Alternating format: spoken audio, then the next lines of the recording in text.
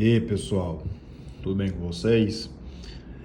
Nós vamos ver o primeiro conteúdo, né, essencial para o terceiro ano, né, que vocês estão cursando. Nós já vimos semana passada uma revisão básica de plano cartesiano. Hoje nós iremos ver a distância entre dois pontos. Nós temos um plano cartesiano aqui, né, onde nós temos aqui o eixo X, aqui o eixo Y, nós temos o ponto A, nós temos o ponto B.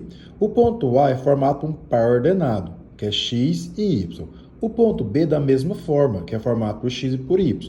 Lembre, sempre o X vem primeiro, depois o Y.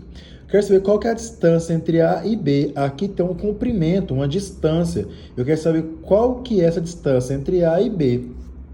Para isso, vamos utilizar a seguinte forma. A distância entre A e B vai ser o quê?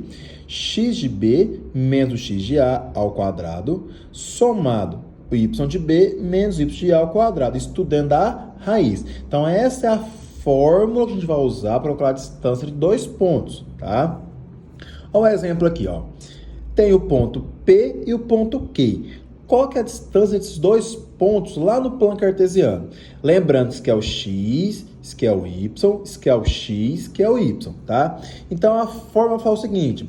Eu vou pegar esse menos esse ao quadrado, esse menos esse ao quadrado. Ou seja, X com X, Y com Y. Então, vamos lá, ó. Peguei o primeiro X, 2. O menos é da fórmula, menos o segundo X, que é o menos 3, tá? Aqui, ó. Isso tudo elevado ao quadrado. Professor, eu vou fazer direto, de cabeça. Sem problema. Mais da forma. Agora o Y.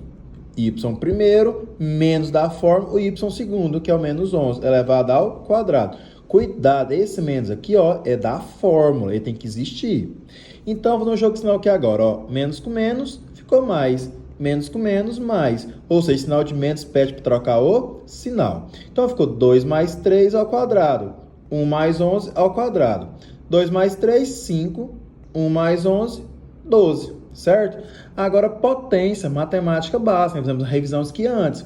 5 vezes 5, 25. 12 vezes 12, 144. Isso tudo é da raiz. Não pode ser da raiz.